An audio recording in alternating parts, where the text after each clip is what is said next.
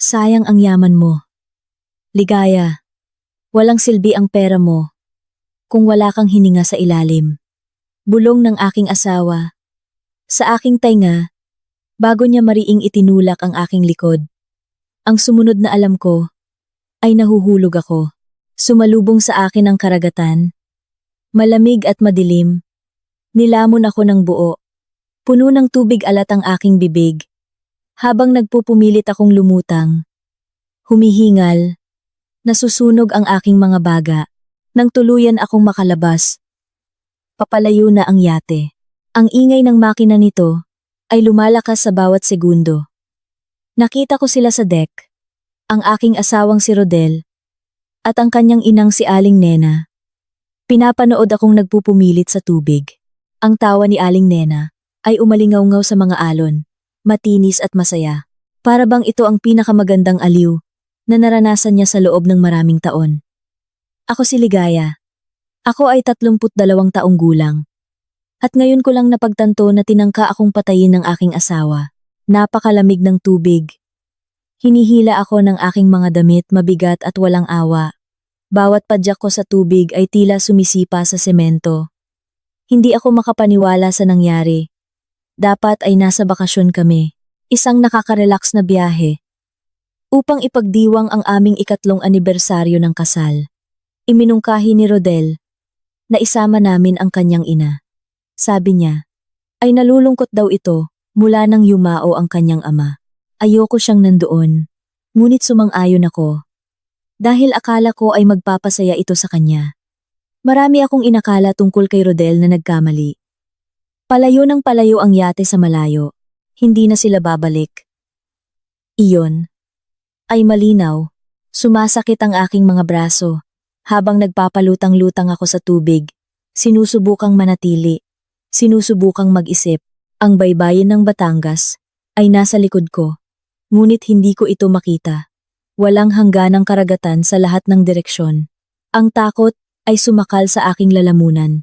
Nagbabanta na hilahin ako pababa nang mas mabilis kaysa sa magagawa ng tubig. Ako ay isang biotechnology entrepreneur. Binuo ko ang aking kumpanya mula sa wala. Ginawa itong isang imperyo na nagkakahalaga ng 2.5 bilyong piso. Hinarap ko ang mga hostile takeover, patent war, at mga investor na nag-iisip na ang isang babae ay hindi makapagpapatakbo ng isang pharmaceutical company. Hinarap ko ang mga boardroom na puno ng mga lalaki na gustong makita akong mabigo. Ngunit wala sa mga iyon ang nakahanda sa akin para sa sandaling ito. Mag-isa sa karagatan. Pinabayaan ng lalaking pinagkatiwalaan ko ng lahat. Kami ni Rodel ay nagkakilala 5 taon na, ang nakakaraan sa isang medical conference sa Maynila. Siya ay charming, maalaga, nagtatrabaho bilang consultant para sa mga healthcare startup. Sinabi niya ang lahat ng tamang bagay. Pinatawa niya ako, nang ang stress sa pagpapatakbo ng aking kumpanya ay tila labis. Mukha siyang iba sa mga oportunista, na karaniwang pumapaligid sa mga matagumpay na kababaihan, na naghahanap ng madaling paraan. Nagkamali ako tungkol doon. Ang kanyang inang si Aling Nena ay hindi kailanman nagkagusto sa akin. Mula sa sandaling nagkakilala kami, nilinaw niya na hindi ako sapat para sa kanyang mahalagang anak. Lumaki siyang mayaman, nagpakasal sa mas maraming kayamanan, at naniniwala na ang pera ay isang bagay na minana, hindi kinikita. Ang katotohanan na binuo ko ang aking yaman sa pamamagitan ng aktwal na trabaho ay nakasakit sa kanya sa isang pangunahing antas. Tinawag niya akong bagong yaman. Para bang ito ay isang sakit. Sinabi niya kay Rodel na nagpapakasal ito sa mas mababa sa kanyang sarili. Ngunit pinakasalan niya pa rin ako. At akala ko ay may ibig sabihin iyon. Akala ko ay nagwagi ang pag-ibig. Mas malamig na ngayon ang tubig. Namamanhid na ang aking mga daliri. Pinilit ko ang aking sarili na patuloy na gumalaw upang manatiling nakalutang. Sa isang lugar sa likod ng aking isip, may isang boses na sumisigaw na mamamatay ako rito. Ngunit ang isa pang boses, ang bumuo ng 1 bilyong pisong kumpanya, sa kabila ng lahat ng balakid, ay tumangging tanggapin iyon. Naisip ko ang mga nakaraang buwan, naghahanap ng mga senyales na hindi ko napansin. Iba si Rodel kamakailan. Mas malayo. Nagsimula siyang magtanong tungkol sa aking negosyo, tungkol sa istruktura ng aking mga pag-aari, tungkol sa kung ano ang mangyayari sa lahat, kung may mangyari sa akin. Naisip ko na nag-aalala siya tungkol sa kinabukasan, tungkol sa pagprotekta sa aming binuo. Ngayon naintindihan ko na pinaplano niya ito. Pinaplano kung paano kukunin ang lahat mula sa akin. Kasama rin si Aling Nena sa plano. Iyon ay naging malinaw nang ipaalala ko ang umaga sa aking isip. Pinilit niya akong umakyat sa deck upang makita ang mga dolphins. Naghintay doon si Rodel, hindi mabasa ang kanyang mukha. Nang tumayo ako sa railing, nakatingin sa tubig, naramdaman ko ang kanyang presensya sa likod ko. At pagkatapos ay ang mga salitang iyon sa aking tainga. Napakalamig at kaswal. Para bang nagkokomento siya sa panahon sa halip na tapusin ang aking buhay. Isang alon ang humampas sa aking ulo at lumamon ako ng mas maraming tubig alat. Nasunog ang aking lalamunan. Parang tingga ang aking mga binti. Hindi na ako makapanatili ng matagal. Ngunit pagkatapos ay nakita ko ito. Isang bangkang pangisda sa malayo. Siguro kalahating milya ang layo. Iyon lang ang aking pagkakataon. Nagsimula akong lumangoy. Ang bawat paglangoy ay tila imposible. Ngunit patuloy ako. Lumaki ang bangkang pangisda. Nakita ko ang mga tao sa deck. Sinubukan kong sumigaw, ngunit nawala ang aking boses. Nilamon ng karagatan at pagod. Winagayway ko ang aking mga braso, nagbabara. Desperado na makita. May itinuro sa aking direksyon. Nagbago ng direksyon ang bangka, patungo sa akin. Ang ginhawa ay bumalot sa aking katawan. Nagbigay sa akin ng sapat na lakas upang manatili akong nakalutang. Paparating na sila. Mabubuhay ako rito nang lumapit ang bangkang pangisda sa akin.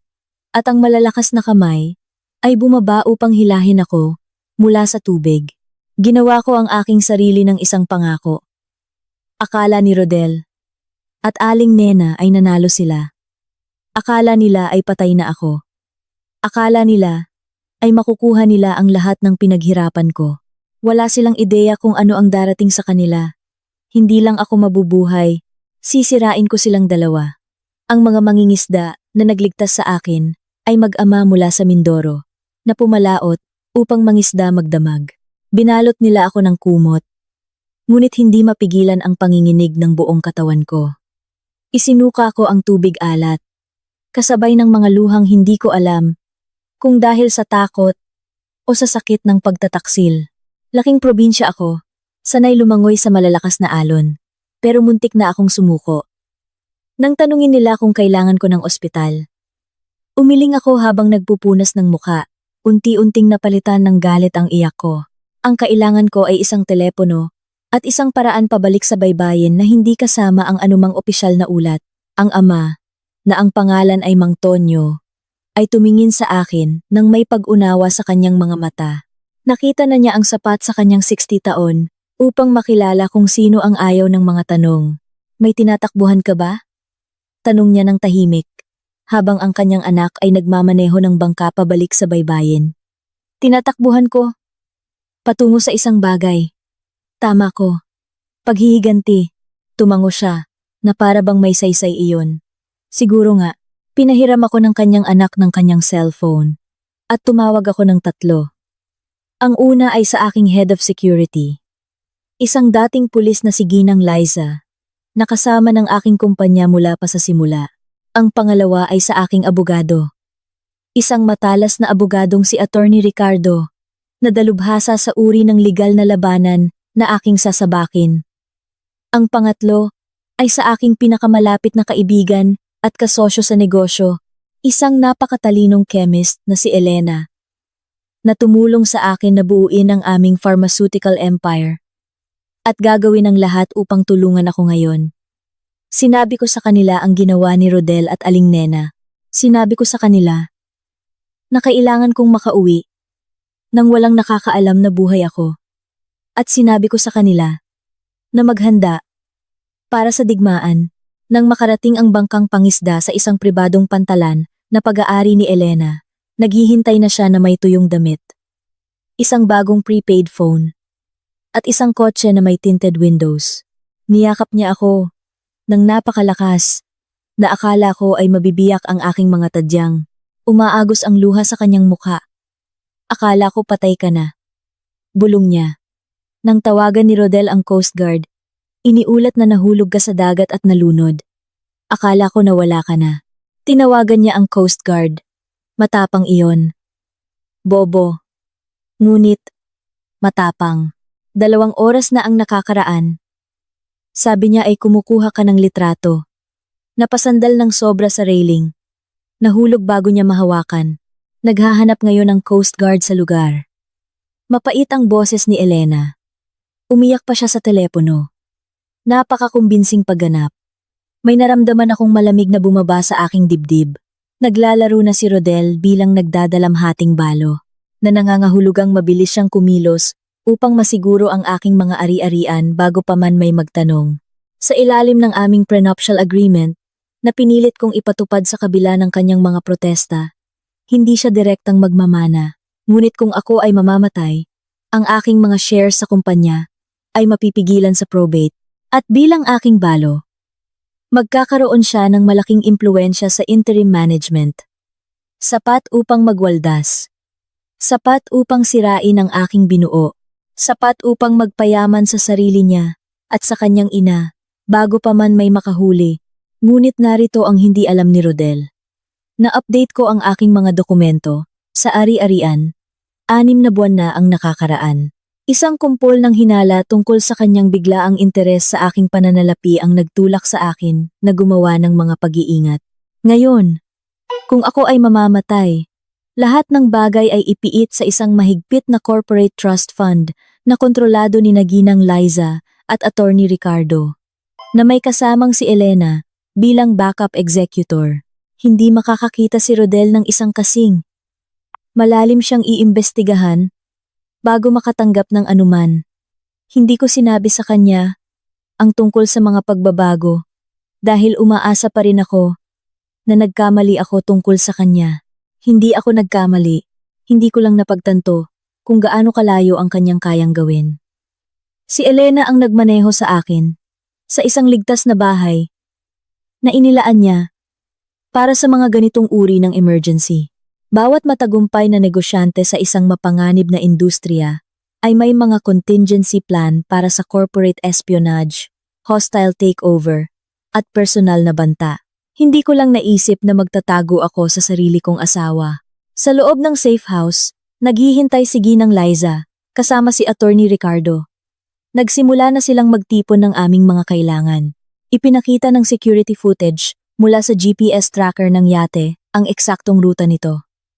Pinatay ni Rodel ang mga kamera ng yate bago kami umalis sa marina. Isa pang nakakapanakit na ebidensya. Ipinakita ng mga talaan ng telepono ang mga tawag sa pagitan ni Rodel at Aling Nena sa nakalipas na 3 buwan na tumugma ng perpekto sa timeline ng kanyang mga tanong tungkol sa aking ari-arian. Ngunit ang tunay na ginto ay nasa financial records na nakuha ni Ginang Liza. Ang aking security chief ay may access sa lahat. Bahagi ng kanyang trabaho na protektahan ako mula sa pagnanakaw ng korporasyon. Ang kanyang natuklasan ay nagpatindig ng balahibo sa aking katawan. Magnanakaw si Rodel sa akin ng mahigit 1 taon. Maliit na halaga sa simula. Maingat na itinago sa pamamagitan ng isang web ng mga shell company. Ngunit bumilis ang pagnanakaw sa mga nakaraang buwan. Kinuha niya ang halos 15 milyong piso mula sa iba't ibang account. Laging nananatiling mas mababa sa threshold na magti-trigger ng automatikong audit. Matagal na niyang pinaplano ito. Malungkot na sabi ni Attorney Ricardo. Ikinakalat ang mga printout sa mesa. Ang mga dummy corporations na ito ay may mga tagong account sa Hong Kong at mga real estate sa BGC. Ngunit sinubaybayan ko sila pabalik sa mga account na kontrolado ni Aling Nena. Tinutulungan niya itong itago ang pera. Gaano pa karami ang plano niyang kunin? Tanong ko. Bagaman alam ko na ang sagot. Lahat, flat na sabi ni Ginang Liza. Nagtatag siya ng isang scheme upang i-liquidate ang iyong mga personal na pag-aari pagkatapos ng iyong kamatayan. Sa tamang peking dokumento at mga koneksyon panlipunan ni Aling Nena, Sa mundo ng pagbabangko, makakapaglipat siya ng bilyon-bilyong piso bago pa man may makapansin sa nangyayari. Aabuti ng maraming taon ng investigasyon. At sa panahong iyon, hindi na masusubaybayan ang pera. Naupo ako ng mariin sa isa sa mga upuan. Ang buong bigat ng pagtataksil ay tumama sa akin. Hindi ito isang krimen na dulot ng emosyon o isang sandali ng kahinaan. Nililigawan ako ni Rodel. Pinakasalan ako. Nagkunwari siyang mahal ako sa loob ng 5 taon. Lahat para lamang nakawan ako at iwan akong patay sa karagatan. At tinulungan siya ng kanyang ina sa bawat hakbang. Kinurot ni Elena ang aking balikat. Papabayaran natin ito sa kanila. Ano ang gusto mong gawin? Tiningnan ko ang ebidensya na nakakalat sa mesa. Ang GPS data na nagpapakita kung saan ako itinulak ni Rodel sa dagat. Ang mga financial records na nagpapatunay ng pagnanakaw. Ang mga call logs na nagpapakita ng sabuatan. Nasa akin ang lahat ng kailangan ko upang ipadala silang dalawa sa bilangguan sa loob ng mga dekada. Ngunit ang bilangguan ay masyadong malinis. Masyadong simple. Gusto kong maramdaman nila ang naramdaman ko sa karagatan. Walang magawa at takot. Pinapanood ang lahat ng pinahahalagahan nila na nawawala habang wala silang magawa upang pigilan ito. Gusto kong umuwi. Tahimik kong sabi. Gusto kong nandoon pagpasok ni Rodel sa pinto. Ang bahay ko ay nasa 3,000 metro kwadrado sa Alabang. Isang modernong obra maestra ng salamin at bakal na tanaw ang bay. Ako mismo ang nagdisenyo nito. Bawat detalye perpekto. Bawat silid ay patunay ng aking mga nagawa. Nagustuhan ito ni Rodel nang lumipat kami pagkatapos ng kasal. Nagustuhan niya ang maraming bagay tungkol sa aking tagumpay noon. Ang bahay, ang mga kotse, ang pribadong jet, ang social status. Ang hindi niya kailanman minahal ay ang trabaho na kinailangan upang buuin ang mga bagay na iyon o ang babaeng gumawa ng pagtatayo. Hinatid ako ni Ginang Liza sa pribadong gate pagkatapos ng dilim. Nagliliwanag ang bahay. Sa mga bintana, nakita ko ang galaw sa loob. Umuwi na sina Rodel at Aling Nena. Malamang nagdiriwang. Malamang ginagastos na ang pera ko sa kanilang isipan. Pinaplano ang kanilang mayaman na kinabukasan. Ang pag-iisip ay nagpasimula sa akin ng ngiti, malamig at matalas. Sigurado ka ba rito? Tanong ni Ginang Liza habang nagpapark sa anino malapit sa guest house. Maaari nating hawakan ito sa pamamagitan ng legal na channel. Mas malinis na paraan. Walang magiging malinis sa gagawin natin. Sabi ko sa kanya. Ngunit magiging masusi ito. Ginugol namin ang hapon sa pagpaplano ng bawat detalye. Nag-file si Attorney Ricardo ng mga ex parte motion sa korte at agad nakipag-ugnayan sa Anti-Money Laundering Council upang i-freeze ang lahat ng bank account na nauugnay kay Rodel at Aling Nena kasama ang mga shell company. Sa umaga, hindi na sila makaka-access ng kahit ₱1. Nagsulat din siya ng mga criminal complaint at nagbigay ng mga kopya sa city prosecutor, sa Financial Crimes Unit ng NBI, at sa Securities and Exchange Commission. Magsisimula agad ang investigasyon. Kahit bago pa man malaman ni Rodel, nabuhay ako. Ginamit ni Elena ang kanyang mga koneksyon sa kumpanya upang ilak si Rodel sa bawat sistema, bawat database, bawat piraso ng impormasyon na maaari niyang subukang i-access o sirain. Ang kanyang mga credentials ng empleyado ay binawi. Ang kanyang email account ay sinuspinde. Ang kanyang keycard ay deactivated. Kung susubukan niyang pumasok sa aming mga opisina, papaalisin siya ng security. Binigyan din niya ng alerto ang Board of Directors tungkol sa pagnanakaw at bumoto silang nagkakaisa upang i-prosecute sa buong lawak ng batas. Ngunit iyon ay pawang praktikal na hakbang. Ang plano ko ngayong gabi ay personal. Naglakad ako patungo sa aking sariling pintuan at ginamit ang aking susi. Hindi tumunog ang alarm. Malamang na dinisable ito ni Rodel. Napakakapabayaan niya. Tahimik akong gumalaw sa marmol na foyer. Sumusunod sa tunog ng mga boses patungo sa sala. Ininom nila ang aking alak. Mga bote na nagkakahalaga ng 20,000 peso mula sa aking wine cellar. Nag-toast sa isa't isa gamit ang mga kristal na baso para kay Ligaya. Sabi ni Rodel, itinaas ang baso ng may ngiti. Nawais siya ay magpahinga sa kapayapaan at kamangmangan. Tumawa si Aling Nena. Iyon ding matinis na tunog na narinig ko mula sa yate. Hindi pa rin ako makapaniwala na ginawa mo talaga. Akala ko mawawalan ka ng lakas ng loob sa huling sandali. Mas madali kaysa sa inaasahan ko. Kaswal na sabi ni Rodel. Para bang tinatalakay niya ang isang transaksyon sa negosyo. Sa halip na pagpatay, pinagkakatiwalaan niya ako ng lubusan. Hindi kailanman naghinala ng anuman. Kahit nang tanungin ko tungkol sa kanyang testamento, ngumiti lang siya at sinabing gusto niyang siguruhin na ako ay inalagaan. Umiling siya, natuwa sa aking katangahan. Akala niya talaga mahal ko siya. Ang mga babaeng ganoon ay laging ganoon. Sabi ni Aling Nena, mas lalong bumaba sa aking leather couch. Ginagawa nila ang kanilang mga yaman. Akala nila ay napakatalino nila, ngunit desperado sila sa pagpapatunay mula sa isang lalaki. Kailangan mo lang maglaro ng sapat na tagal. At ngayon ang lahat ng kanyang binuo ay atin na. Well, sa iyo karamihan. Pagwawasto ni Rodel. Ako ang magdadalamhating balo na hindi kayang hawakan ang negosyo ng mag-isa.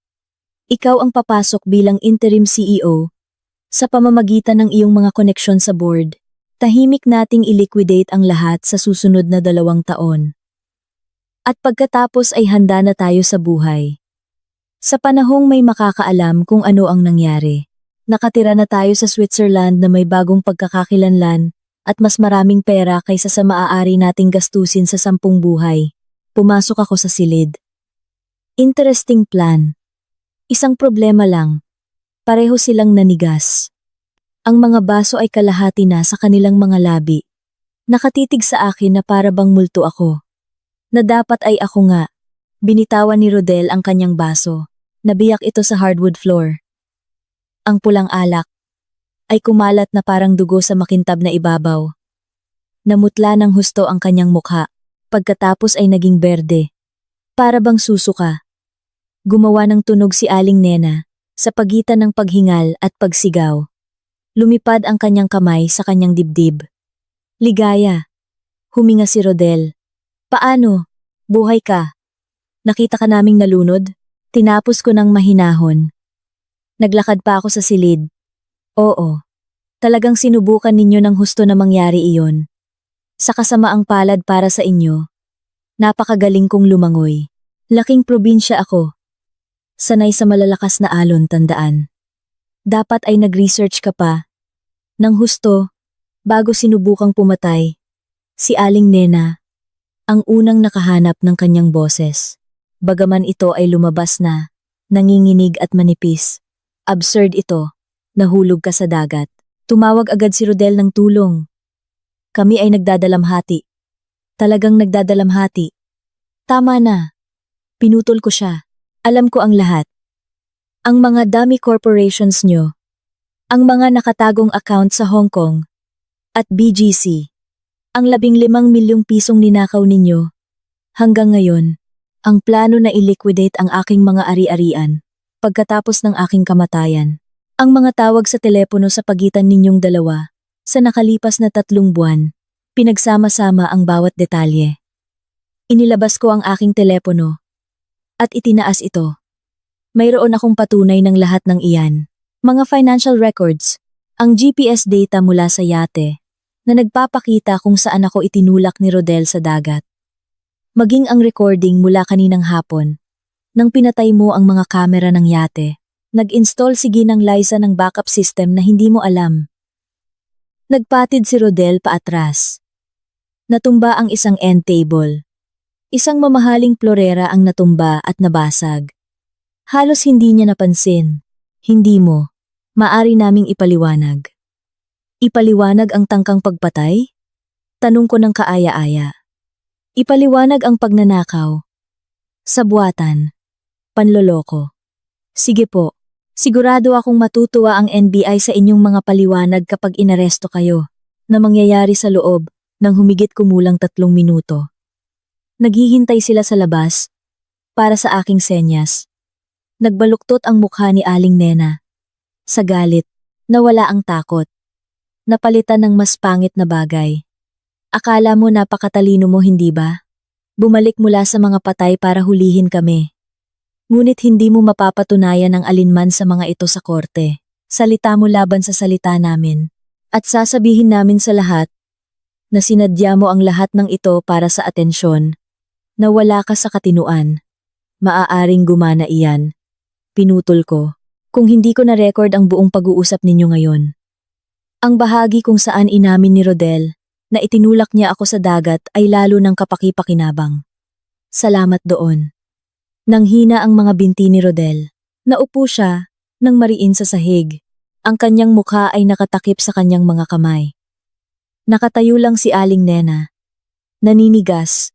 Sa wakas naintindihan na nawala ang lahat sa kanila. Ngumiti ako sa kanilang dalawa.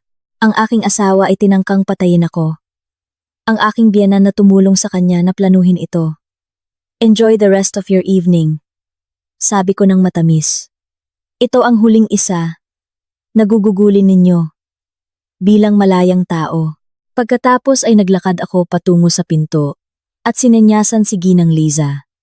Sa loob ng ilang segundo, dumating ang mga ahente ng NBI sa aking bahay. Kinuha ng NBI si Rodel at Aling Nena. Nang gabing iyon, pinanood ko mula sa pintuan habang sila ay pinusasan at binabasahan ng kanilang mga karapatan. Ang kanilang mga mukha ay namumutla at nabigla. Patuloy na tumitingin si Rodel sa akin na para bang hindi niya maintindihan kung paano ito nangyayari. Sinubukan ni Aling Nena na panatilihin ang kanyang dignidad. Itinaas ang kanyang baba at tumangging tumingin sa sinuman, ngunit nanginginig ang kanyang mga kamay. Isinakay sila sa magkahiwalay na sasakyan at inalis at pagkatapos ay tahimik na muli ang aking bahay. Nananatili si Ginang Liza, kasama ako ng gabing iyon. Nakaupo kami sa kusina, umiinom ng kape, 3:00 ng umaga. Wala kaming makatulog. Nananatili pa rin sa aking mga ugat ang adrenaline. Pinanginginig ang aking mga kamay at pinapabilis ang aking puso. Paulit-ulit kong inaalala ang sandali na nahulog ako sa karagatan, ang lamig ng tubig, ang katiyakan na mamamatay ako. Pagkatapos ay naaalala ko ang mukha ni Rodel nang makita niya akong buhay. Ang lubos na takot sa kanyang mga mata at isang bagay na madilim at nasisiyahan ang bumaba sa aking dibdib. Ayos ka lang ba? Tanong ni Ginang Liza. Maingat na pinapanood ako. Hindi ko alam, inamin ko. Maliban na nasiyahan akong makita silang inaresto. Na gusto kong makita silang magdusa? Umiling siya. Tinangka ka nilang patayin at nakawin ang lahat ng iyong binuo. May karapatan ka sa anumang nararamdaman mo ngayon. Huminto siya. Maingat na pinipili ang kanyang mga salita, ngunit kailangan mong ihanda ang iyong sarili. Ito ay simula pa lamang. Ang paglilitis, ang atensyon ng media, ang investigasyon sa bawat aspeto ng iyong buhay. At sa kanila, lalala pa ito bago bumuti. Tama siya. Pagsapit ng umaga, kumalat na ang balita. May nag-leak ng mga detalye sa press. At ang aking tangkang pagpatay ay headline news. Nagring ang telepono bago sumikat ang araw. Bawat pangunahing network ay gustong makipanayam. Nagkampo ang mga reporter sa labas ng aking gate. Ang stock ng aking kumpanya ay bumaba sa simula dahil sa kaguluhan. Pagkatapos ay umakyat nang malaman ng mga investor na buhay ako at ligtas ang kumpanya. Naglabas ng pahayag ang board na lubos akong sinusuportahan at kinukondena ang mga aksyon ni Rodel. Dumating si Elena kinahapunan na may dalang tanghalian at moral support. Umupo kami sa aking pag-aaral. Malayo sa mga bintana, kung saan sinusubukang kumuha ng litrato ang mga photographer, gamit ang mga telephoto lens. Nagdala siya ng Thai food mula sa paborito kong restaurant at isang bote ng alak, bagaman wala kaming gaanong gana. Maayos ang kumpanya, tiniyak niya sa akin. Mas mahusay pa nga, inakala ng aming mga kakumpetensya na mahina kami nang wala ka, at nagsimula silang gumawa ng mga hakbang upang akitin ang aming mga researcher at nakawin ang aming mga kontrata. Ngayon ay bumabalik sila ng husto. Sinusubukang magkunwari na hindi sila nagduda sa amin. Ngumiti siya ng malungkot. Ang iyong halos kamatayan na karanasan ay talagang nagpalakas ng aming posisyon sa merkado. Walang nagsasabing commitment na parang nakaligtas sa tangkang pagpatay at bumalik na lumalaban. Tumawa ako. Bagaman tunog ito walang laman. Masaya akong ang aking trauma ay maganda para sa negosyo. Hindi iyon ang ibig kong sabihin. Lumambot ang ekspresyon ni Elena. Sinasabi ko lang na hindi mo kailangang mag-alala tungkol sa kumpanya. Hawak namin ang lahat. Gumugol ka ng anumang oras na kailangan mo. Ngunit ayoko ng oras. Gusto kong magtrabaho. Upang tumuon sa ibang bagay. Maliban sa katotohanan na sinubukan akong patayin ng aking asawa. Gusto kong maramdaman muli ang normal. Bagaman pinaghihinalaan ko na, ang normal ay isang bagay na hindi ko kailanman ganap na makakamit. Paano ka babalik sa normal na buhay pagkatapos matuklasan na ang taong pinakamamahal mo sa mundo ay pinaplano ang iyong pagpatay? Tumawag si Attorney Ricardo kinagabihan para sa mga update. Mabilis kumilos ang opisina ng piskal. Gusto nilang kasuhan si Rodel at Aling Nena ng tangkang pagpatay, sabuatan para gumawa ng pagpatay, pagnanakaw, wire fraud, at money laundering. Napakarami ng ebidensya. Ang kanilang mga abogado ay nag-aalok na ng plea bargaining. Walang deal, agad kong sabi. Gusto kong harapin nila ang paglilitis para sa lahat ng kanilang ginawa. Ligaya. Pag-isipan mo itong mabuti. Ang isang paglilitis ay nangangahulugang mga buwan ng iyong buhay, nagugugulin sa mga proseso ng korte. Nangangahulugan ito ng pagpapatotoo ng detalyado tungkol sa iyong relasyon kay Rodel, pagkakaroon ng bawat aspeto ng iyong kasal na sinusuri sa publiko. Ang kanilang mga defense attorney ay aatakehin ang iyong kredibilidad, magmumungkahi na nagsisinungaling ka o nagpapalaki. Susubukan nilang ipinta ka bilang isang kontrolado, paranoid na negosyante na nagtulak kay Rodel sa desperasyon. Hindi ito magiging kaaya-aya. Wala akong pakialam. Matatag kong sabi. Tinangka nila akong patayin, Attorney Ricardo. Pinlano nila ito sa loob ng maraming buwan. Ninakaw ang milyon-milyon. At kinuha ang lahat, kung namatay talaga ako. Gusto kong marinig ng hurado ang eksaktong ginawa nila. Gusto kong nasa public record ito. Bumuntong hininga siya, ngunit hindi na nakipagtalo. Sige. Sasabihin ko sa piskalya na tinatanggihan namin ang anumang plea bargaining. Maghanda para sa paglala nito. Wala siyang ideya kung gaano ito lalala. Makalipas ang 2 araw, nakapagpiyansa si Aling Nena. Ikinatwiran ng kanyang mga abogado na siya ay matanda na. Walang criminal record at hindi posing flight risk. Sumang-ayon ang hukom. Itinakda ang piyansa sa 5 milyong piso. Agad itong ipinost ni Aling Nena. Mukhang may pera pa siyang nakatago na hindi pa namin natagpuan. Lumabas siya ng kulungan na mukhang matuwid at galit. Direktang nagtungo sa isang grupo ng mga reporter. Inosente ang aking anak. Anunsyo niya sa mga kamera. Matatag at malinaw ang kanyang boses. Hindi matatag ang pag-iisip ni Ligaya. Laging siya'y selosa sa aming malapit na relasyon. Laging sinusubukang sirain ang pagitan ni Rodel at ng kanyang pamilya. Sinuportahan niya ang lahat ng ito upang i-frame kami dahil sa wakas ay tumayo si Rodel laban sa kanyang kontroladong pag-uugali. Lalabas ang katotohanan sa korte. At makikita ng lahat kung anong uri ng tao siya. Pinanood ko ang press conference mula sa aking pag-aaral. Naramdaman ang isang bagay na malamig at mabigat na bumaba sa aking tiyan. Hindi lang ipinagtatanggol ni Aling Nena ang kanyang sarili. Nagsasagawa siya ng opensiba. At magaling siya rito. Mga dekada ng koneksyon sa lipunan. Gawaing kawang-gawa. At maingat na pamamahala ng imahe. Ang nagawa sa kanya bilang isang respetadong figura sa ilang mga lupon. Alam niya kung paano maglaro ng biktima, kung paano maging simpatiko sa sarili. Agad na nagbago ang coverage ng media. Biglang, may mga artikulo na nagtatanong sa aking bersyon ng mga pangyayari. mga opinyon tungkol sa mga mayayamang babae, na gumagamit ng mga akusasyon laban sa mga lalaki, mga panayam sa mga taong halos hindi ako kilala, na nagpapahayag na ako ay malamig, mapagkalkula, obsessed sa kontrol. May nakahukay ng isang dating karibal sa negosyo na nagdemanda sa akin ng maraming taon na ang nakakaraan. Isang demanda na labis niyang natalo at lumabas siya sa telebisyon na sinasabing sinira ko ang kanyang kumpanya dahil sa galit. Ang pagdinig sa piyansa ni Rodel ay nakatakda sa susunod na linggo.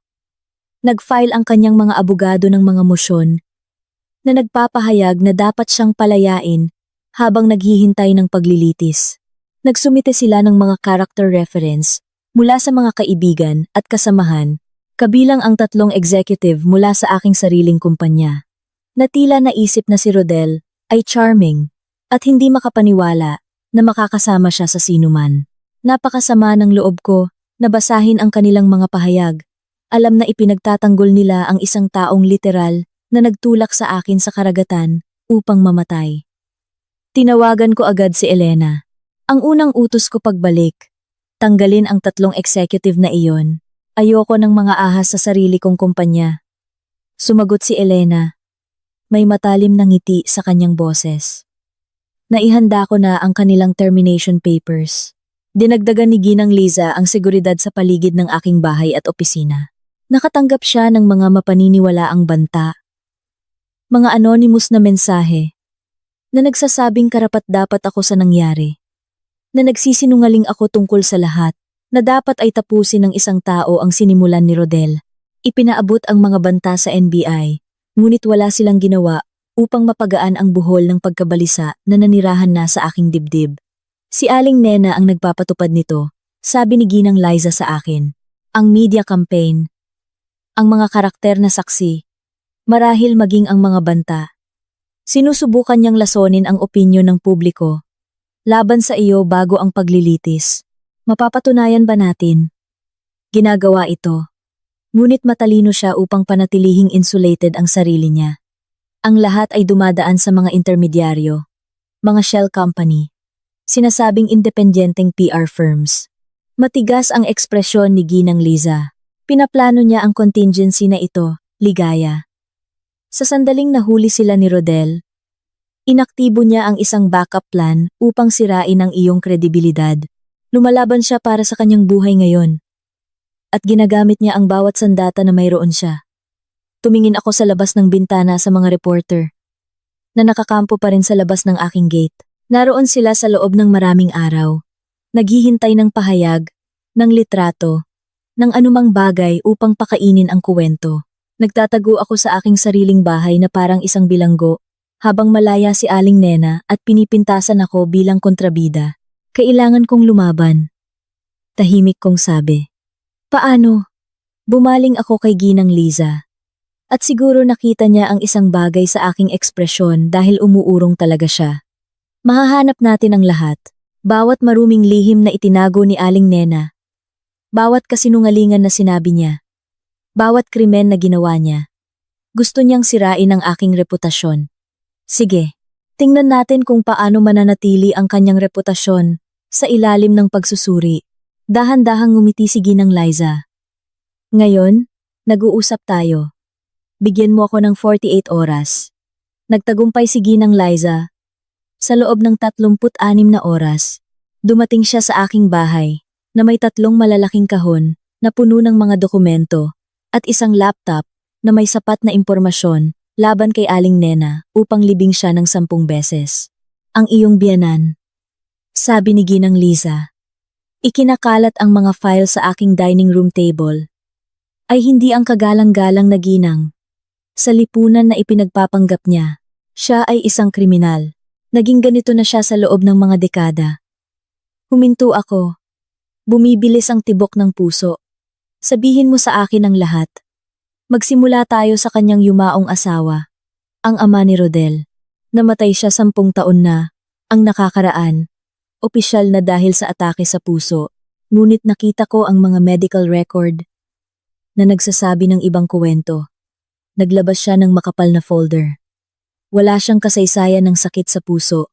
Siya ay malusog, aktibo, regular na check-up, lahat ay malinaw. Pagkatapos bigla, sa edad na 58, namatay siya. Ang death certificate ay pinirmahan ng isang doktor na malapit na kaibigan ni Aling Nena. Isang doktor na nawalan ng medical license 30 taon. Pagkatapos dahil sa pagpirma ng mga maling dokumento. Sa tingin mo, pinatay niya. Sa tingin ko ay worth it na imbestigahan. Lalo na kapag nakita mo ang nangyari agad pagkatapos ng kanyang kamatayan. Minana ni Aling Nena ang lahat. Isang yaman na nagkakahalaga ng humigit kumulang 400 milyong piso. Ngunit narito ang interesanting bahagi. 3 buwan bago siya namatay, ang kanyang asawa ay gumawa ng bagong testamento. Ito ay maglalagay ng karamihan sa kanyang mga ari-arian sa trust para kay Rodel at sa kanyang kapatid, na si Aling Nena ay makakatanggap lamang ng maliit na bahagi. Hindi kailanman na-file ang testamento na iyon. Ang abogadong gumawa nito ay namatay sa isang aksidente sa sasakyan 2 linggo pagkatapos ng pagkamatay ng asawa. Nalamig ang aking dugo. Pinatay ni Aling Nena silang dalawa. Hindi pa mapapatunayan, ngunit naroroon ang pattern. 2 maginhawang pagkamatay. Malaking benepisyo sa pananalapi kay Aling Nena. At kahina-hinalang mga pangyayari sa paligid ng dalawa.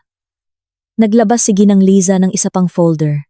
Pagkatapos ay may kapatid si Rodel. Si Carmen. Siya ay 25 nang mamatay ang kanilang ama. Nagtatrabaho bilang guro sa Baguio. Ayon sa mga kaibigan ng pamilya, nagkaroon sila ni Aling Nena ng matinding pag-aaway pagkatapos ng libing. Inakusahan ni Carmen si Aling Nena ng pagmamanipula sa kanilang ama, ng pagnanakaw ng pera mula sa kanya bago siya namatay. Nagbanta siyang kokontestahin ang testamento. Ano ang nangyari sa kanya? Nawala siya 6 na buwan pagkatapos. Basta nawala na lang. Ang kanyang apartment ay nanatiling hindi nagalaw. Ang kanyang kotse ay nakaparada pa rin sa kalye. Ang kanyang mga bank account ay hindi nagalaw. Maikling inimbestigahan ng pulisya, ngunit walang natagpuan. Sinabi ni Aling Nena sa lahat na may problema si Carmen sa kalusugan ng isip, na malamang ay tumakas siya upang magsimula muli sa ibang lugar. Kalaunan, lumamig ang kaso. Naramdaman kong nasusuka ako. Sa tingin mo pinatay rin siya ni Aling Nena? Sa tingin ko alam ni Carmen ang masyadong marami. At naging pabigat, matigas ang ekspresyon ni Ginang Liza. Hinanap ko siya sa loob ng 2 araw. Walang paggamit ng credit card. Walang tax returns, walang social media presence, walang record niya kahit saan sa loob ng nakaraang 10 taon, kung hindi siya nabubuhay, ng ganap na off the grid na may bagong pagkakakilanlan o patay na siya. Ang pera ko ay nasa patay. Nalamig ang pakiramdam sa silid. Niyakap ko ang aking sarili. Sinusubukang iproseso ang aking naririnig. Alam kong malupit. Sakim. Mapanlin lang si Aling Nena. Ngunit pagpatay? Maraming pagpatay? At si Rodel, alam ba niya? Tumulong ba siya sa kanyang ina? Napatayin ang sarili niyang ama at kapatid? Mayroon pa. Tahimik na sabi ni Ginang Liza. Matagal nang nagpapatakbo si Aling Nena ng isang sopistikadong operasyon ng pandaraya. Mga shell company, offshore account, money laundering schemes. Nagnanakaw siya mula sa mga charity na pinamumunuan niya. Nagnanakaw mula sa mga ari-arian na inatasan siyang pamahalaan. Nagpapatakbo ng mga insurance scam. Nakakita ako ng ebidensya ng hindi bababa sa 20 magkakahiwalay na kriminal na negosyo. Nag-uusap tayo ng daan-daang milyon sa ninakaw na pera. Binuksan niya ang kanyang laptop at ipinakita sa akin ang mga spreadsheet, bank transfer, mga pekeng dokumento. Ang lawak ng kriminal na aktibidad ni Aling Nena ay nakakagulat. Siya ay nagpapatakbo ng walang parusa sa loob ng mga dekada. Pinoprotektahan ng kanyang katayuan sa lipunan at maingat na inalagaan ang mga relasyon sa mayayamang, makapangyarihang tao na hindi kailanman naghinala na ang eleganteng babae sa lipunan ay nananakawan sa kanila. Paano walang nakahuli dito noon? Napakatalino niya rito. Ang bawat scheme ay hiwalay sa iba. Pinapatakbo sa iba't ibang network, iba't ibang pagkakakilanlan. May mga taong nagtatrabaho para sa kanya na hindi man lang alam na nagtatrabaho sila para sa kanya. At may hawak siyang impormasyon tungkol sa sapat na makapangyarihang tao upang masiguro ang kanilang katahimikan kung sakaling malaman nila ito. Naglabas si Ginang Liza ng isa pang file, kasama ang ilang tiwaling hukom, 2 congressman, at isang mataas na opisyal sa Department of Justice. Nakakita ako ng ebidensya ng blackmail, panunuhol, at pamimilit na bumalik sa 15 taon na ang nakakaraan. Tiningnan ko ang ebidensya na nakakalat sa aking mesa. Hindi na lang ito tungkol sa aking tangkang pagpatay. Ito ay isang malawakang kriminal na sabwatan na nagpapatakbo sa plain sight sa loob ng mga dekada. Sinira ni Aling Nena ang mga buhay. Ninakaw ang mga kayamanan. Posibleng gumawa ng maraming pagpatay at nakalusot siya sa lahat ng ito dahil alam niya kung paano manipulahin ang sistema at ang mga taong nagpapatakbo nito. Kailangan nating dalhin ito sa NBI, sabi ko. Hindi ang lokal na opisina. Masyadong malaki ito. Kailangan natin ng isang tao na makapag-imbestiga ng walang pagkagambala mula sa mga koneksyon ni Aling Nena. Tumango si Ginang Liza. Nakausap ko na ang isang contact sa White Collar Crime Division ng NBI sa Maynila. Malinis siya, hindi matatalo. May reputasyon sa pagpapabagsak ng mga makapangyarihang kriminal. Interesado siya. Ngunit kailangan niya ng higit pa sa kung ano ang mayroon tayo. Kailangan natin ng isang tao sa loob ng operasyon ni Aling Nena upang magpatotoo. Isang tao na makapagpapatunay sa mga dokumentong ito at makapagpapaliwanag kung paano gumana ang mga scheme. Sino? Si Rodel. Simpleng sabi ni Ginang Liza. Matagal na niyang tinutulungan ang kanyang ina. Alam niya kung nasaan ang lahat ng bangkay, literal at figuratibong, kung kaya natin siyang paalisin. Kuhanin siyang magpatotoo laban kay Aling Nena kapalit ng pinababang sentensya. Mapapabagsak natin siya. May naramdaman akong bumaluktot sa aking dibdib. Tinangka akong patayin ni Rodel. Karapat-dapat siyang mabulok sa bilangguan sa buong buhay niya. Ang pag-iisip na mag-alok sa kanya ng anumang uri ng deal ay nagpatunog sa akin ng gusto kong sumigaw. Ngunit kung ito ay nangangahulugang sisirain si Aling Nena, ilalantad ang lahat ng kanyang ginawa, magdadala ng katarungan para kay Carmen, at sa lahat ng kanyang iba pang biktima, mag-set up ng meeting sa kanyang abogado. Sabi ko sa huli, tingnan natin kung mas pinahahalagahan ni Rodel ang kanyang kalayaan kaysa sa kanyang ina. Malamig na ngumiti si Ginang Liza. Magiging masaya ito. Ang pagpupulong ay nangyari sa araw pagkatapos sa opisina ni Attorney Ricardo, ang abogado ni Rodel. Isang kinakabahang lalaki na nagngangalang Attorney Torres, na malinaw na alam na nagkasala ang kanyang kliyente, ay nakaupo sa harap namin, na mukhang hindi komportable. Inilatag ni Attorney Ricardo ang aming proposal. Si Rodel ay magbibigay ng detalyadong patotoo tungkol sa mga kriminal na operasyon ni Aling Nena. Tutulungan ang NBI na magtayo ng mga kaso laban sa kanyang mga kasabwat at ganap na makikipagtulungan sa investigasyon sa pagkamatay ng kanyang ama at pagkawala ng kanyang kapatid. Bilang kapalit, irerekomenda namin ang pinababang sentensya sa kaso ng tangkang pagpatay, 15 taon sa halip na buhay, na may posibilidad ng parol. Kinausap ni Attorney Torres si Rodel sa loob ng 1 oras sa isang conference room. Naghintay ako sa opisina ni Attorney Ricardo, umiinom ng kape at sinusubukang huwag pansinin ang buhol sa aking tiyan. Ayoko na makakuha si Rodel ng anumang uri ng deal. Gusto kong magdusa siya. Ngunit tama si Ginang Liza. Kung walang tao sa loob ng organisasyon ni Aling Nena, maaaring hindi namin kailanman mapatunayan ang lahat ng kanyang ginawa.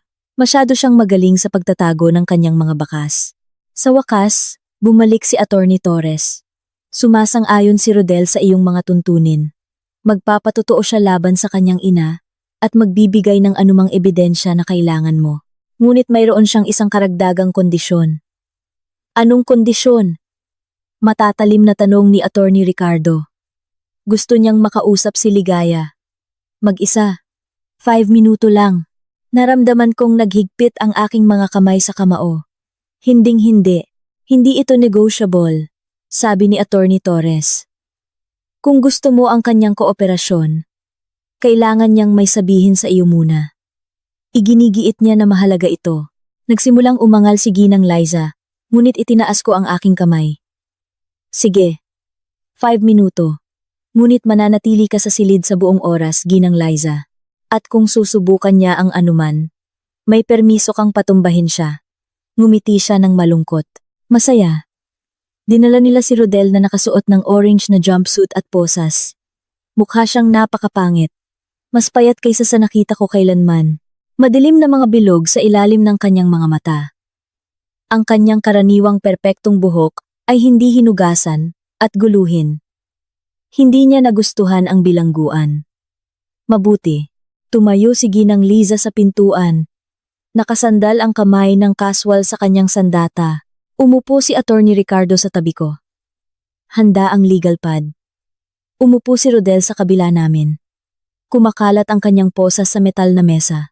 Sa loob ng mahabang sandali, tinitigan lang niya ako. Hindi mabasa ang kanyang ekspresyon.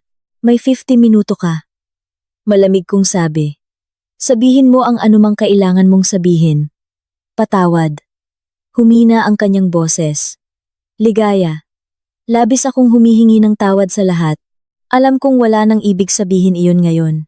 Alam kong hindi ko na maibabalik ang aking ginawa. Ngunit kailangan mong malaman. Hindi ko kailanman ginustong saktan ka. Hindi ko kailanman ginusto ang lahat ng ito. Naramdaman kong bumukal ang galit sa aking dibdib. Itinulak mo ako mula sa isang yate patungo sa karagatang puno ng pating. Ibinulong mo, hindi ka makakabili ng hangin sa ilalim. Sa aking tainga, habang ginagawa mo. Anong bahagi niyon ang hindi kasama sa pagnanais na saktan ako? Ang aking ina. Sabi niya ng desperado. Sumandal pasulong. Kinokontrol niya ako sa buong buhay ko. Pinlano niya ang lahat, ang kasal, ang pagnanakaw, ang pagpatay. Sumusunod lang ako sa kanyang mga utos. Tulad ng lagi kong ginagawa. Pinaniwala niya ako na iyon ang tanging paraan. Na hindi mo kami bibigyan ng aming kailangan. Na may katarungan ito sa paanuman. Ngunit nagkamali ako. Labis akong nagkamali. At humihingi ako ng tawad. Hindi ka nagsisisi na sinubukan mo akong patayin. Sabi ko, matatag ang aking boses sa kabila ng galit na bumubulusok sa akin. Nagsisisi ka. Na nahuli ka. May pagkakaiba. Kumulubot ang mukha ni Rodel na para bang sinampal ko siya. Hindi totoo iyan. Araw-araw ko itong iniisip mula nang arestuhin ako. Tungkol sa ginawa ko sa'yo.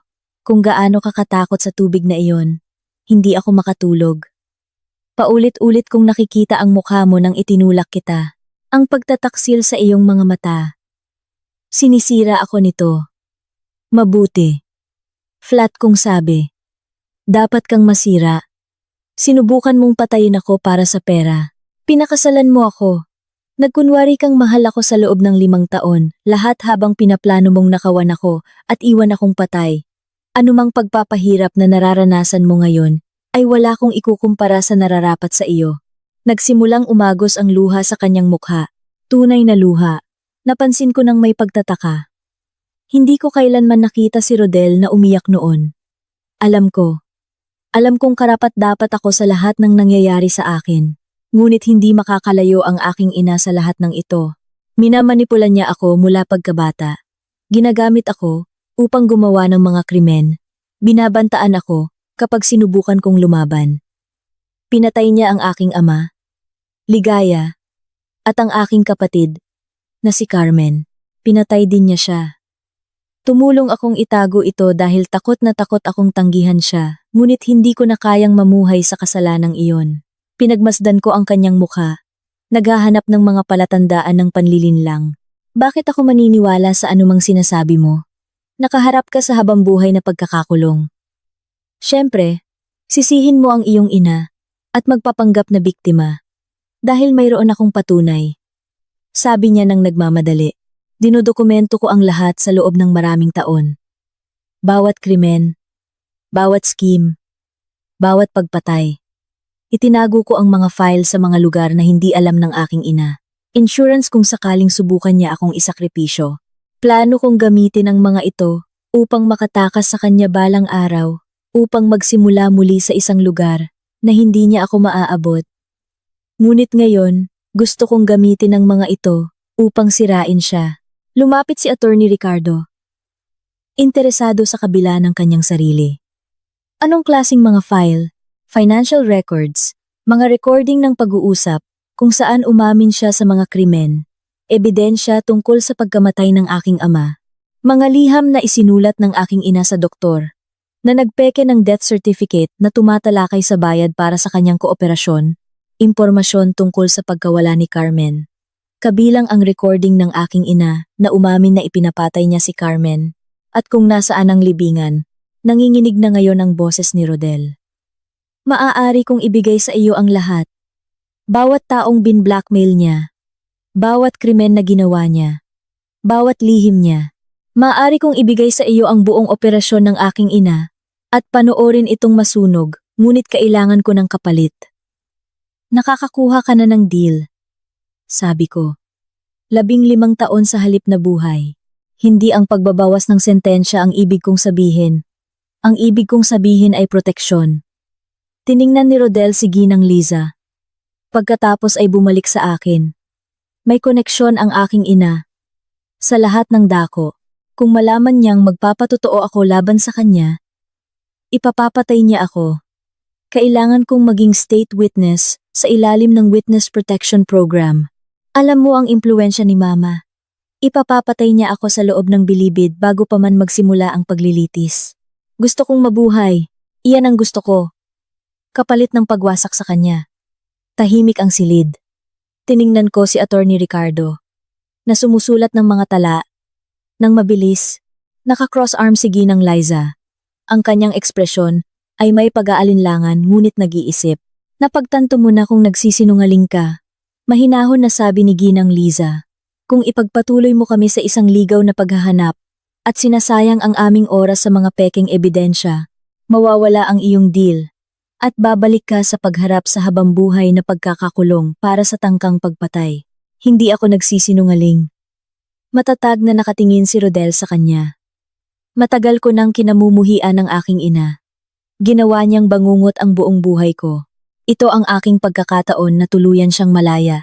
Kahit na nangangahulugan ito ng paggugol ng 15 taon sa isang selda. Sulit iyon. Gusto kong maramdaman ang isang bagay. Para sa kanya, awa, galit, pagbibigay katwiran, ngunit wala akong naramdaman kundi kawalan. Ang taong ito ay ang aking asawa. Ibinahagi ko ang aking buhay sa kanya. Pinagkatiwalaan siya. Naniwala na mayroon kaming kinabukasan. Ngayon ay isa na lang siyang kriminal na nakikipag-ugnayan upang iligtas ang kanyang sarili at hindi ko makita sa sarili ko na alalahanin ang kanyang pagdurusa. Ibigay mo sa amin ang ebidensya. Sabi ko sa huli, lahat ng iyon, kung tama ito, kung ganap kang makikipagtulungan sa investigasyon ng NBI at magpapatotoo laban sa iyong ina, sisiguraduhin kong makukuha mo ang iyong witness protection. Ngunit kung niloloko mo kami, Rodel, personal kong sisiguraduhin na hindi mo na kailanman makikita ang sikat ng araw. Naintindihan? Mabilis siyang tumango. Naintindihan. Salamat, Ligaya. Salamat sa... Wag, pinutol ko siya. Wag kang magpasalamat sa akin. Wag kang humingi ng tawad muli. Gawin mo lang ang ipinangako mo. At marahil sa kalaunan, ay makakaya mong mabuhay sa iyong sarili. Tumayo ako. Senyales na tapos na ang pagpupulong. Ilabas niyo siya rito. Habang dinadala ng mga guwardiya si Rodel, bumaling ako kina Attorney Ricardo at Ginang Liza. Sabihin niyo sa akin na mapagkakatiwalaan namin siya. Totoo ang kanyang kwento sa ngayon. Sabi ni Ginang Liza. Kailangan kong i-verify ang ebidensya na ipinapangako niya, ngunit kung mayroon nga siyang mga recording ng pag-amin ni Aling Nena sa pagpatay, mas lumaki pa ang kasong ito. Hindi na lang ito tungkol sa iyong tangkang pagpatay.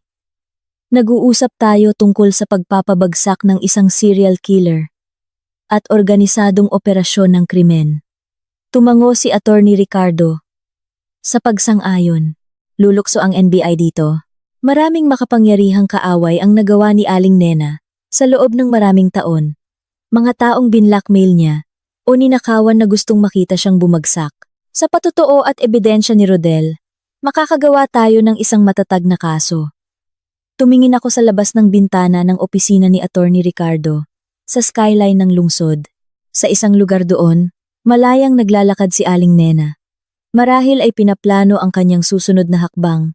Tiwala na kaya niyang manipulahin ang kanyang paraan, palabas ng gulo tulad ng dati. Wala siyang ideya kung ano ang darating. Ayusin mo, sabi ko. Ano man ang kailangan ng NBI, ano man ang resources na gusto nila, ibibigay ko. Gusto ko si Aling Nena sa bilangguan. Sa buong buhay niya, gusto kong mamatay siya doon. Mag-isa at nakalimutan. Na clear throat. Alam ng lahat kung anong klaseng halimaw siya. Ngumiti si Ginang Liza. Maaaring ayusin iyan. Pagkalipas ng 2 linggo, inaresto ng NBI si Aling Nena sa isang charity gala. Hinila nila siya nang nakaposas sa harap ng 500 sa pinakamayayaman at pinakamaimpluwensyang tao sa Maynila. Ang mukha niya, gulat, galit, kahihiyan, ay nakuha ng 12 ng photographer at naging front page ng bawat pahayagan sa bansa. Mabilis na gumalaw ang investigasyon pagkatapos noon. Tinupad ni Rodel ang kanyang salita. Nagbigay ng bundok ng ebidensya at detalyadong patotoo tungkol sa mga krimen ng kanyang ina. Ang katawan ni Carmen ay natagpuan sa eksaktong sinabi ni Rodel. Inilibing sa isang ari-arian na pag-aari ni Aling Nena sa Palawan. Kinumpirma ng ebidensya sa forensic na pinatay siya. Sinakal. Pagkatapos ay tinunaw ang kanyang katawan sa acid upang sirain ang ebidensya. Sinabi ng medical legal officer na siya ay patay na sa loob ng humigit kumulang 10 taon sa panahong nawala siya. Ang ebidensya tungkol sa ama ni Rodel ay parehong nakasisira. Dahan-dahang nilason ni Aling Nena siya sa loob ng 6 na buwan gamit ang isang lason na ginagaya ang mga sintomas ng sakit sa puso. Ang doktor na pumirma sa maling death certificate ay inaresto at agad na nagbigay ng kanyang sariling patotoo tungkol sa pagkakasangkot ni Aling Nena. Siya ay binantaan na makipagtulungan. May hawak si Aling Nena na ebidensya ng medical malpractice na ginawa niya at nagbanta na ilantad siya maliban kung tutulungan niya itago ang pagpatay. Ang mga kaso ng embezzlement, pandaraya, at money laundering ay parehong simple. Ang mga file ni Rodel ay naglalaman ng detalyadong talaan ng bawat scheme, bawat biktima, bawat pisong ninakaw. Nagsimulang magtayo ang mga piskal ng mga kaso laban sa mga kasabwat ni Aling Nena. Marami sa kanila ay mabilis na tumanggap ng plea deals, kapalit ng pagpapatotoo laban sa kanya. Ang kanyang maingat na itinayong kriminal na imperyo ay gumuho na parang bahay ng baraha. Ang paglilitis ay nakatakda sa loob ng 6 na buwan. Tumanggi si Aling Nena sa lahat ng negosasyon sa plea. Iginiit na siya ay inosente. Sinabing nagsisinungaling si Rodel tungkol sa lahat upang mabawasan ang kanyang sariling sentensya. Sinubukan ng kanyang mga abogado ang lahat ng trik sa libro upang mapigilan ang ebidensya o madismiss ang mga kaso. Walang gumana. Inihanda ko ang aking sarili para sa pagsubok na naghihintay. Mga buwan ng patotoo, coverage ng media, pampublikong pagsusuri sa pinakatraumatikong karanasan ng aking buhay. Ngunit handa ako. Dahil sa pagkakataong ito, hindi ako lalaban ng mag-isa. Nagsimula ang paglilitis sa isang mainit na umaga ng Lunes sa Setyembre. Ang courthouse ay napapaligiran ng mga media truck at mga nagpoprotesta. Ang ilan ay sumusuporta sa akin. Ang iba naman ay kakaibang nagtatanggol kay Aling Nena. Kumbinsido na siya, ay binabalangkas ng isang mapaghiganti na manugang. Naglakad ako sa gitna ng tao kasama si Ginang Liza. Hindi pinapansin ang mga sigawan at flash ng kamera. Sa loob, puno ang courtroom ng mga manonood, mamamahayag, at mga pamilya ng iba pang biktima ni Aling Nena na dumating upang makita ang katarungan. Nakaupo si Aling Nena sa defense table na mukhang impeccable sa isang tailor na navy suit at perpektong nakasayad ang kanyang pilak na buhok. Ang kanyang ekspresyon ay payapa at may tiwala. Tiningnan niya ako nang pumasok ako. At sa loob lamang ng isang sandali, nakita ko ang purong galit na kumislap sa kanyang mukha. Bago niya ito ibinalik sa isang mapagpakumbabang inosensya. Ang kanyang mga abogado ay nakapaligid sa kanya. Isang grupo ng mga mamahaling abogado na dalubhasa, sa pagtatanggol sa mga mayayamang kriminal. Magaling sila. Ngunit kinakaharap nila ang isang imposibleng kaso. Ang pambungad na pahayag ng prosekusyon ay inilatag ang buong saklaw ng mga krimen ni Aling Nena. Tangkang pagpatay, 2 bilang ng murder at parricide para sa kanyang asawa at anak na babae, maraming bilang ng pandaraya, pagnanakaw, money laundering, at racketeering. Ang lead prosecutor, isang matalas na babae na nagngangalang attorney, Valdez, ay metodikal na ipinaliwanag kung paano ginugol ni Aling Nena ang mga dekada sa pagbuo ng isang kriminal na imperyo. Habang nagtatago sa likod ng isang fasad ng pagiging kagalang-galang, ipinangako niya sa korte na sa pagtatapos ng paglilitis, makikita nila si Aling Nena kung ano talaga siya, isang walang awa na mamamatay tao na sumisira sa sinuman na humahadlang sa kanyang daan. Ang pangunahing abogado ni Aling Nena, isang lalaki na nagngangalang Attorney Cruz, na nagpayaman sa pagtatanggol sa mga white-collar criminal, ay bumawi sa isang magkaibang salaysay. Pininturahan niya si Aling Nena bilang isang nagdadalamhating ina na pinag-uusig ng isang mapaghiganti na manugang. Ikinatuwiran niya na inorchestrate ko ang buong prosekusyon na ito dahil sa galit na ang patotoo ni Rodel ay pinilit at hindi mapagkakatiwalaan, na ang ebidensya ay circumstantial sa pinakamahusay.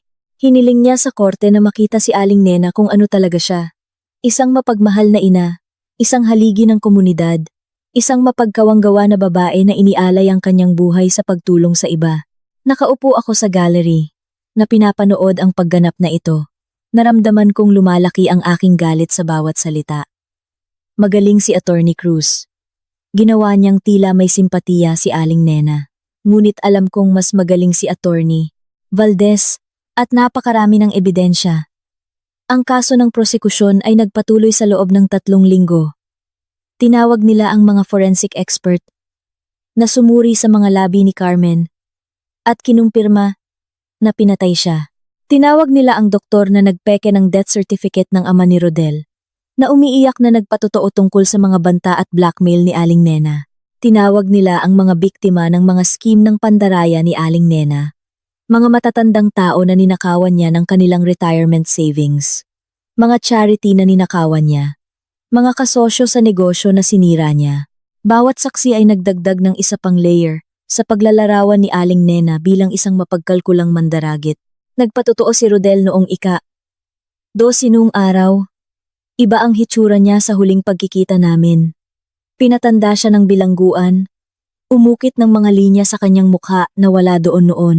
Naglakad siya patungo sa witness stand na nakayuko ang ulo.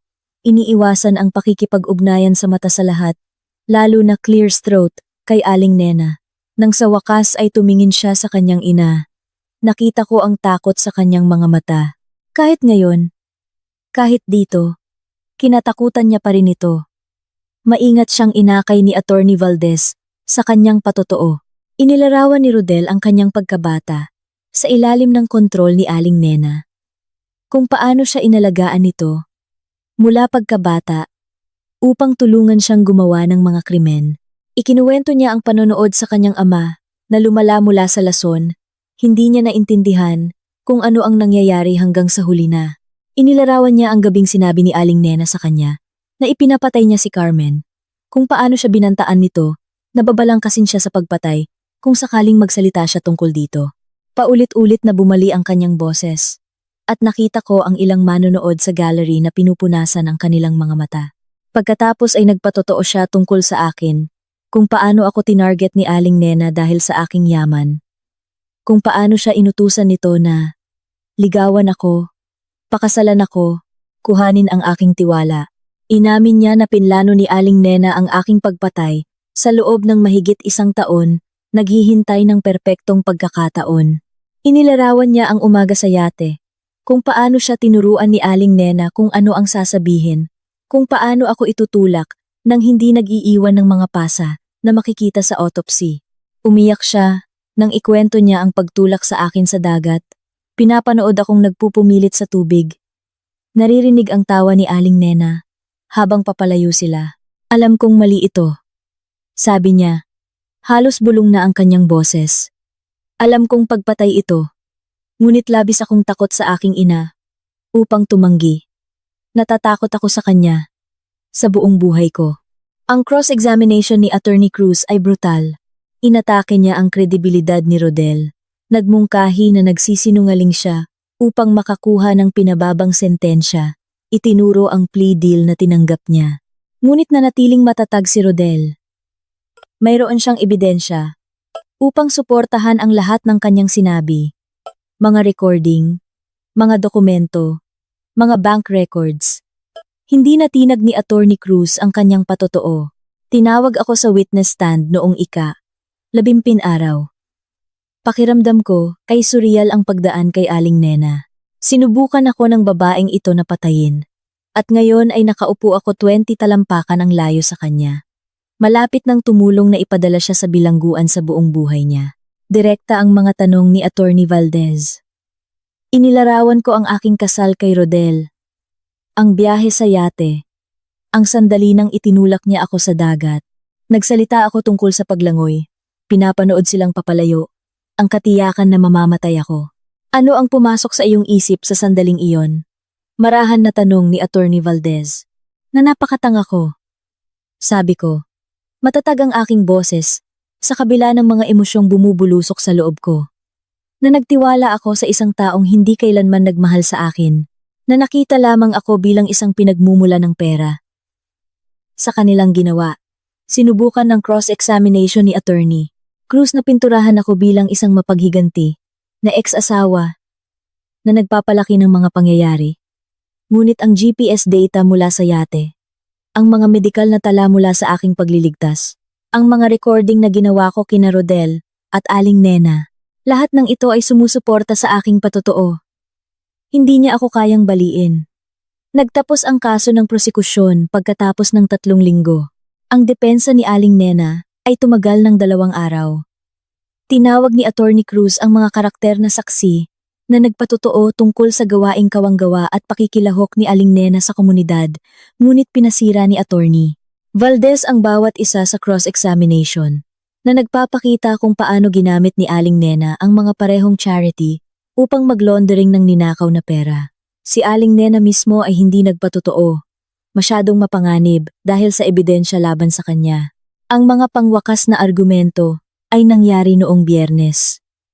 Malakas at malinaw ang kay Attorney Valdez. Inakay ang korte sa bawat piraso ng ebidensya. Bawat krimen, bawat biktima. Desperado ang kay Attorney Cruz. Hinihiling kay Judge Manalastas na huwag pansinin ang mga katotohanan at tumuon sa makatwirang pag-aalinlangan na hindi umiiral. Itinakda ni Judge Manalastas ang araw ng promulgation of judgment pagkalipas ng 3 buwan. Nang magsimula ang pagdinig para sa hatol, bumilis ang tibok ng puso ko. Kinuha ni Ginang Liza ang aking kamay habang nakatayo kami para sa pagpasok ng hukom. Pinanood ko ang kanilang mga mukha, sinusubukang basahin ang kanilang mga ekspresyon. Ngunit maingat silang neutral, tumahimik ang buong courtroom. Inutusan ni Judge Manalastas ang clerk of court na basahin ang desisyon sa bilang ng frustrated murder. Paano ninyo nahahanap ang akusado? Guilty. Namutla ang mukha ni Aling Nena. Inilagay ni Attorney Cruz ang kamay sa kanyang balikat ngunit inalog niya ito. Sa bilang ng murder sa pagkamatay ni Carmen Salcedo. Paano ninyo nahahanap ang akusado? Guilty.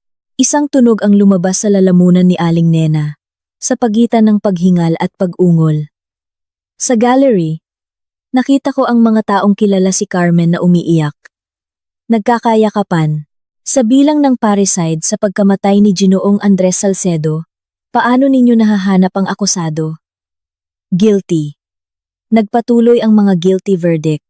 Bawat bilang ng pandaraya, bawat bilang ng pagnanakaw, bawat bilang ng money laundering at racketeering. Guilty, guilty, guilty. 23 bilang lahat.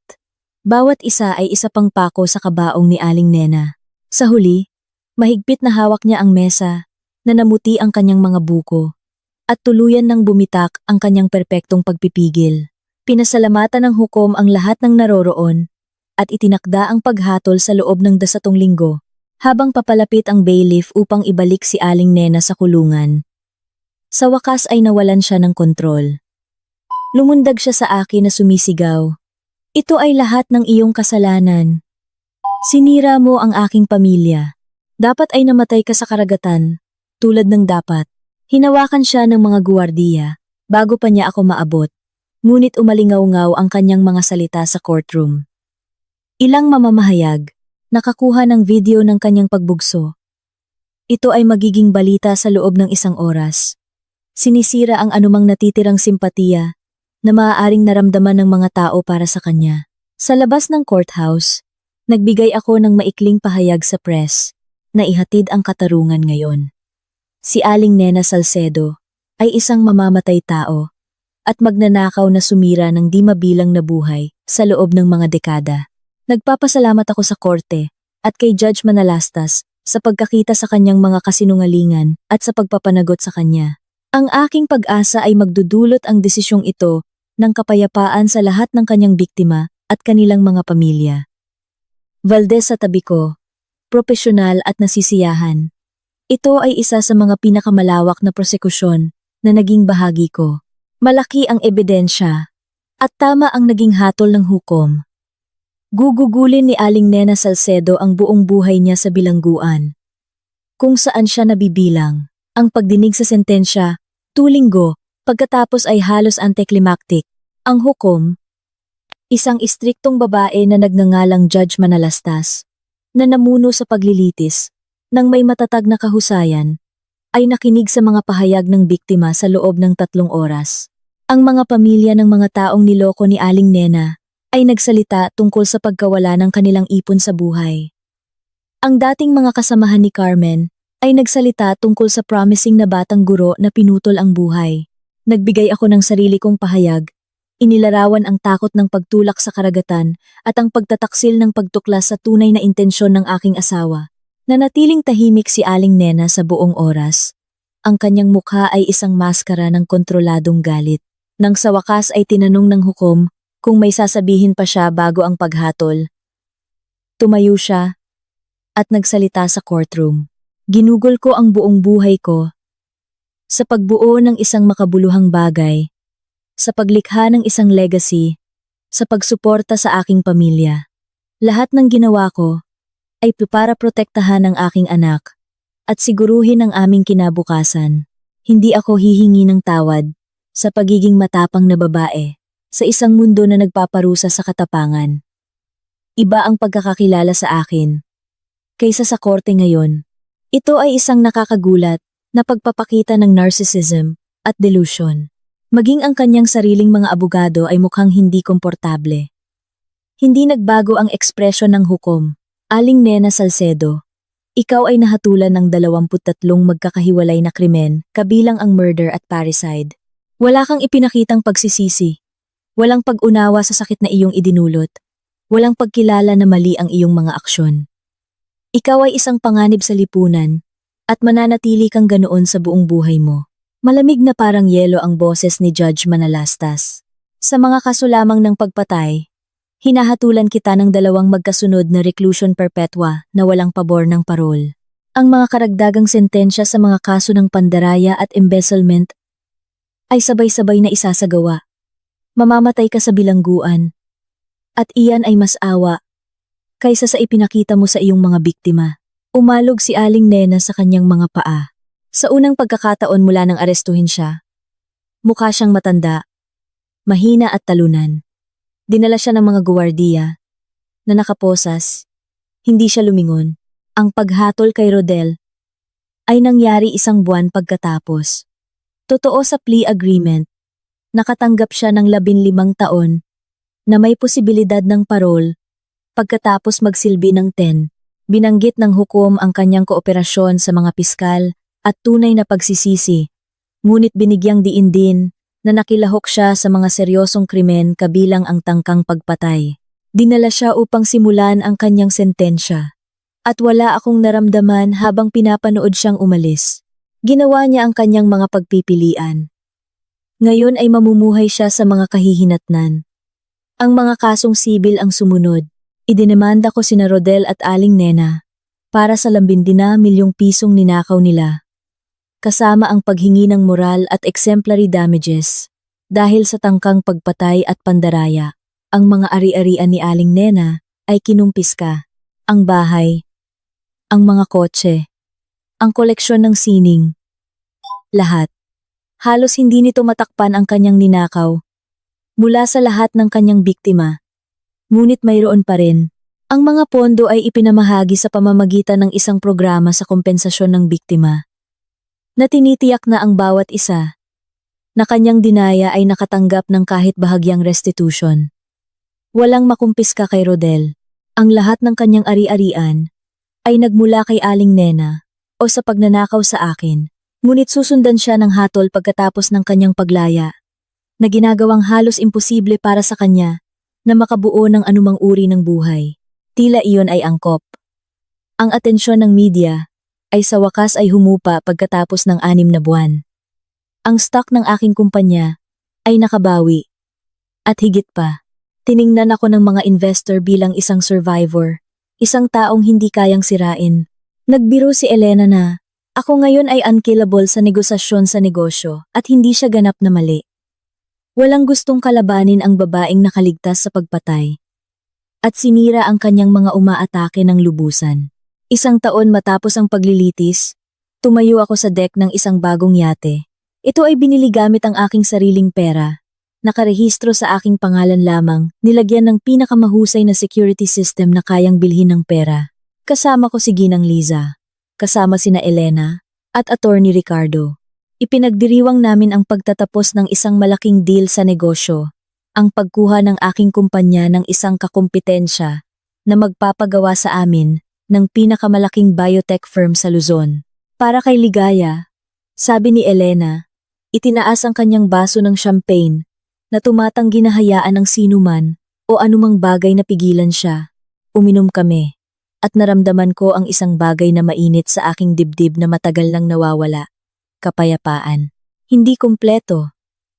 Nananaginip pa rin ako minsan tungkol sa karagatan, tungkol sa mga kamay ni Rodel sa aking likod, ngunit bumubuti. Ano ang pakiramdam? Tahimik na tanong ni Ginang Liza. Alam na sila ay parehong nakakulong. Pinag-isipan ko ang tanong. Nasiyahan. Inamin ko. Mamamatay si Aling Nena sa bilangguan. Hindi na siya makakasakit ng sinuman. Gugugulin ni Rodel ang susunod na dekada. Sa pag-iisip tungkol sa ginawa niya. Sa nawala sa kanya. Iyan ang katarungan. Huminto ako. Ngunit hindi nito binubura ang nangyari. Kailangan ko pa ring mamuhay sa katotohanan na pinakasalan ko ang isang taong sinubukan akong patayin, na hindi ko nakita ito na darating. Hindi mo sana nalaman, matatag na sabi ni Attorney Ricardo, profesional silang mga con artist. Matagal nang ginagawa ito ni Aling Nena sa loob ng mga dekada. Hindi ka ang kanilang unang biktima. Ikaw lang ang kanilang pinakamapanganib. Iyon ay totoo. Ang investigasyon ng NBI ay nakakita ng 6 pang tao na tinarget ni Aling Nena sa loob ng mga taon. Mga mayayamang individual na pinakasama niya, minanipula at ninakawan. 2 sa kanila ay namatay sa ilalim ng kahina-hinalang pangyayari na ngayon ay muling iniimbestigahan. Suwerte ako. Ang aking kaligtasan ang naglantad sa kanya bago pa siya makasira ng mas maraming buhay. Nagbuzz ang aking telepono. Isang mensahe mula sa isang hindi kilalang numero. Halos burahin ko ito. Ngunit ang pagkausyoso ang nagtulak sa akin na buksan ito. Patawad sa lahat. Alam kong hinding-hindi mo ako mapapatawad. At hindi ako karapat-dapat sa kapatawaran. Ngunit kailangan mong malaman, minahal kita. Kahit sa simula, bago guluhin ng aking ina ang lahat, sana makahanap ka ng kaligayahan. R. Tinitigan ko ang mensahe sa loob ng mahabang sandali. Pagkatapos ay binura ito. Nang hindi sumasagot. Maaaring gugulin ni Rodel ang buong buhay niya sa paghahanap ng kapatawaran. Hindi ko iyon ibibigay sa kanya. Masyadong malalim ang ilang pagtataksil para mapatawad. Ayos lang ba ang lahat? Tanong ni Elena. Napansin ang aking ekspresyon. Binubura lang ang nakaraan. Sabi ko, inilagay ang aking telepono.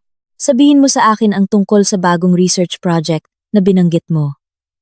Inilahad niya ang isang masiglang paglalarawan ng isang promising cancer treatment na binubuo ng aming koponan. Nakinig ako, tunay na interesado, iniisip ang kinabukasan. Sa halip na isipin ang nakaraan. Ito ang mahalaga, ang trabaho na ginagawa namin, ang mga buhay na aming nililigtas. Ang kumpanya na binuo ko, gamit ang aking sariling mga kamay, at tumanggi akong ipaalam sa sino man na kunin mula sa akin. Sumasama ang araw sa ibabaw ng tubig, pinipinturahan ang kalangitan ng mga kulay kahel at rosas. Pinanood ko ang mga alon at walang naramdamang takot na inaasahan ko. Halos patayin ako ng karagatan, ngunit hindi ko hahayaan na kunin din sa akin ang alaala na ito. Nabawi ko ang lahat ng tinangka ni Rodel at Aling Nena na kunin. Ang aking kumpanya, ang aking yaman, ang aking kapayapaan ng isip, maging ang aking kakayahang magsaya sa tubig. Alam mo kung ano ang pinakamagandang bahagi? Bigla kong sabi, pinutol ang teknikal na paliwanag ni Elena. Akala nila ay kaya nila akong baliin. Akala ni Aling Nena ay kaya niya akong manipulahin. Nakawan ako, patayin ako, at makalusot dahil nakalusot siya sa lahat ng iba pa. Akala ni Rodel ay kaya niya akong taksilan at walang kahihinatnan. Pareho silang nagkamali sa akin ng lubusan. Ang kanilang malalang pagkakamali, sabi ni Ginang Liza ng nasisiyahan. Literal, dagdag ni Attorney Ricardo. At tumawa kaming lahat, na natili kami sa yate hanggang hating gabi. Nag-uusap, at umiinom, at nagdiriwang hindi lamang ang deal sa negosyo, kundi ang lahat ng aming naligtasan at nalagpasan. Nang sa wakas ay umuwi ako sa aking bahay. Ang isa na tinangkang nakawin ni Aling Nena at Rodel. Naramdaman ko ang tunay na kasiyahan sa unang pagkakataon sa loob ng mahigit 1 taon. Namatay si Aling Nena Salcedo sa bilangguan 6 na taon pagkatapos dahil sa stroke. Siya ay 74. Sinabi ng warden ng bilangguan na siya ay naging isang mahirap na preso, patuloy na humihingi ng espesyal na pagtrato at iginigiit na hindi siya nabibilang doon. Walang nagluksa sa kanya. Ang kanyang libing ay dinaluhan ng isang kinatawan lamang na inatasan ng korte at ng kapelyan ng bilangguan. Siya ay inilibing sa isang walang marka na libingan sa sementeryo ng bilangguan. Ang kanyang pangalan at pamana ay naging isang babala lamang tungkol sa kasakiman at narcissism. Naglingkod si Rodel sa kanyang buong 15 taong sentensya. Ang kanyang kahilingan para sa maagang parol ay tinanggihan ng 3 beses. Sa kanyang paglaya, nabalitaan kong lumipat siya sa isang liblib na probinsya. Nagtatago sa takot, nabalikan siya ng mga dating kasabwat ng kanyang ina.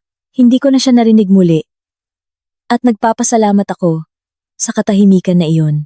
Nawala siya sa pagkalimot, na tila ang angkop na pagtatapos para sa isang taong namuhay sa buong buhay niya sa ilalim ng anino ng kanyang ina.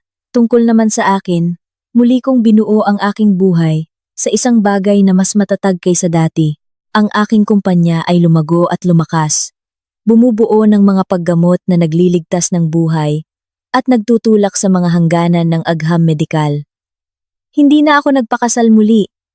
Minsan ay sapat na, ngunit nakahanap ako ng kaganapan sa aking trabaho, sa aking mga pagkakaibigan, at sa kaalaman na hinarap ko ang pinakamasamang pagtataksil na maiisip at nagwagi ako.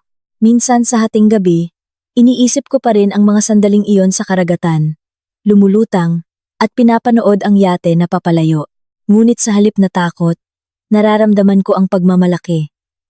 Nakaligtas ako, lumaban ako, at nanalo ako. Iyan ang tanging paghihiganti na tunay na mahalaga. Sayang ang yaman mo. Ligaya, walang silbi ang pera mo kung wala kang